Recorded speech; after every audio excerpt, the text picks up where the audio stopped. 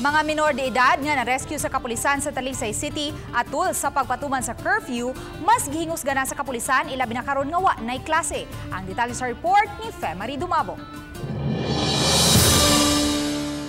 Nakatala ang Talisay City Police sa 26 ka mga minor de edad nga na-rescue so kaditong Hunyo hangtod gabii. Ning unang bahin sa Hulyo natapos na ang school year 2022 to 2023.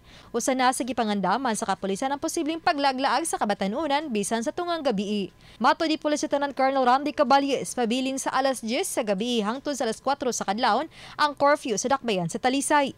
Ato ginang siyang gifokusan despite nga nanatay daghan nga batanon nga ni mo graduate karong hapon naagyapon tay pagbantay aning uban no kaning ubang mga batanon nga labi nang walay klase padayon ang gabi nato nga monitoring.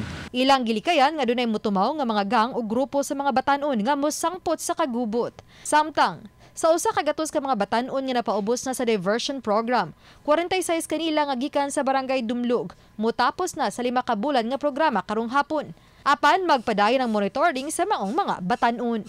Padayon sila ma'am sa ilahang pag-report sa atwa if ever na sila ma-identify nga mga bagong members aning mga gang ug ma-involve og mga trouble sa ilang barangay. If ever sad na ay mga activities ang barangay, i-involve gini mga batanunan para sa ma-monitor nato kung sa ilang gipangbuhat after sila nag-graduate sa diversion. Obani Godfrey Rilien, Femari Dumabok. Balitang Bisdak.